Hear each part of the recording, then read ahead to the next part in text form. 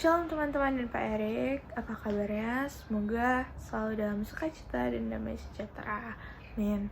Sebelum mulai renungan pada pagi hari ini, mari kita bersama-sama bersatu di dalam doa. Bapa, kami mengucap syukur Tuhan atas berkat dan kasih setiamu Tuhan. Sepanjang malam kami berlalu Tuhan. Sebentar kami akan mendengarkan sedikit dari firman-Mu Tuhan. Kiranya Engkau berikan kami telinga yang dengar-dengaran Tuhan, untuk mengerti, untuk memahami apa yang ingin Engkau sampaikan hari ini Tuhan.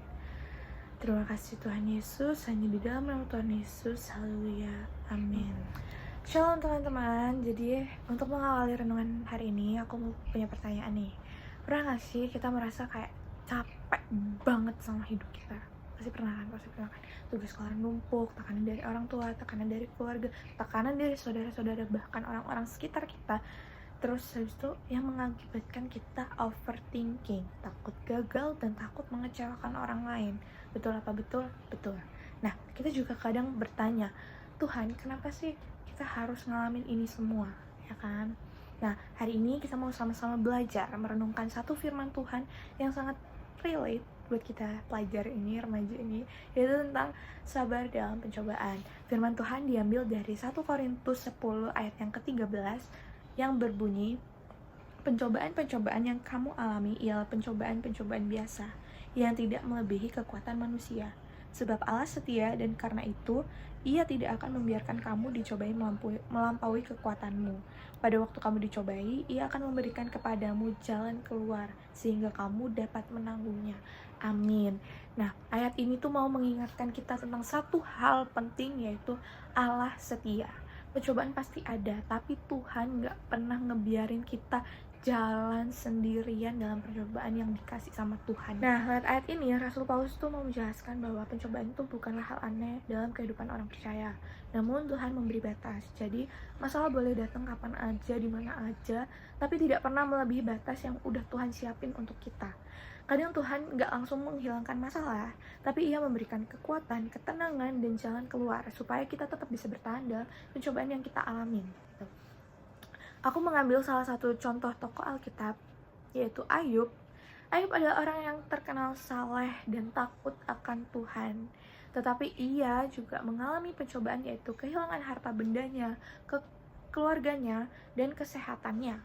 Penderitaan itu terjadi bukan karena dosanya, tapi terjadi dalam kedaulatan Tuhan.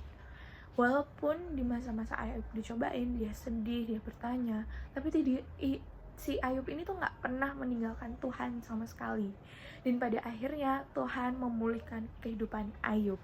Dari Ayub kita belajar, penderitaan bukan tanda Tuhan meninggalkan, tetapi cara Tuhan untuk membentuk iman kita. Firman Tuhan saling menguatkan, yaitu dalam Roma 12 ayat yang ke-12. Begini bunyinya, bersukacitalah dalam pengharapan, sabarlah dalam kesesakan, dan bertekunlah dalam doa.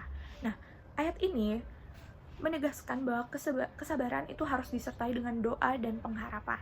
Dalam Yakobus 1 ayat yang ke-12, begini bunyinya, berbahagialah orang yang bertahan dalam pencobaan, sebab apabila ia sudah tahan uji, ia akan menerima mahkota kehidupan yang dijanjikan Allah kepada barang siapa yang mengasihi dia. Nah, ayat ini memperlihatkan bahwa ada upah rohani bagi mereka yang setia.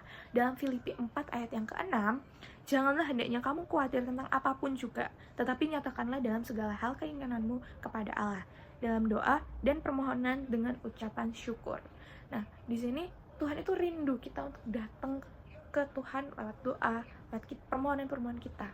Nah, gak seharusnya kita tuh memendam semua masalah-masalah kita tuh sendiri.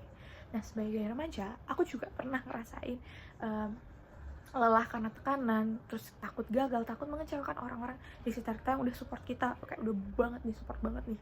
Nah, namun lewat firman Tuhan, aku banyak belajar bahwa Tuhan tuh gak pernah ninggalin aku di tengah-tengah percobaan. Walaupun masalahnya tuh gak langsung selesai, gak langsung kayak boom, selesai gitu. Kalau aku udah berdoa sama Tuhan tuh udah hilang. Tapi kalau aku udah berdoa, aku udah berdoa sama Tuhan tuh kayak apa ya, ada ketenangan, ada kekuatan yang Tuhan kasih secara nggak langsung gitu. Dan ini tuh buat aku kayak ngejalanin kehidupan dalam masa-masa pencobaan itu lebih ringan, lebih damai, lebih lebih tenang gitu ya, dan mengajar aku untuk lebih bersandar sama Tuhan. Aku mau mengajak teman-teman semua untuk mengaplikasikan atau merefleksikan renungan hari ini dengan cara saat masalah datang itu kita boleh kok jujur sama Tuhan dengan bertanya ke diri kita sendiri, apakah aku benar-benar datang kepada Tuhan atau aku malah menjauh gitu. Apakah aku percaya Tuhan punya batas atas pencobaan hidupku? Apakah aku mau belajar sabar dalam proses yang Tuhan kasih? Gitu kan. Tuhan itu sedang membentuk iman kita, teman-teman ya. Kesabaran hari ini bisa jadi kesaksian besar di masa depan yang akan datang nanti, yang akan didengarin sama teman-temannya kalian gitu ya kan.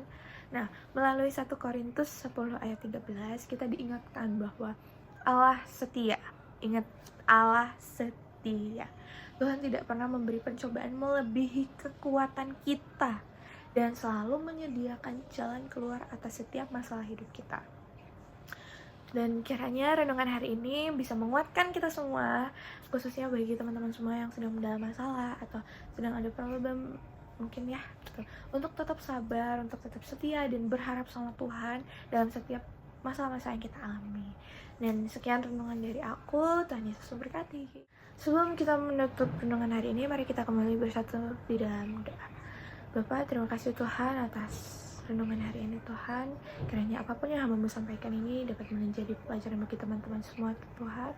Dan kiranya teman-teman yang sedang dalam masa percobaan, kiranya Engkau berikan jalan keluar, berikan kekuatan, ketenangan Tuhan dalam menghadapinya Tuhan.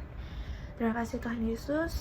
Sebentar kami akan melanjutkan aktivitas kami masing-masing. Kiranya Engkau berkati kami masing-masing di dalam nama Tuhan Yesus. Haleluya. Amin.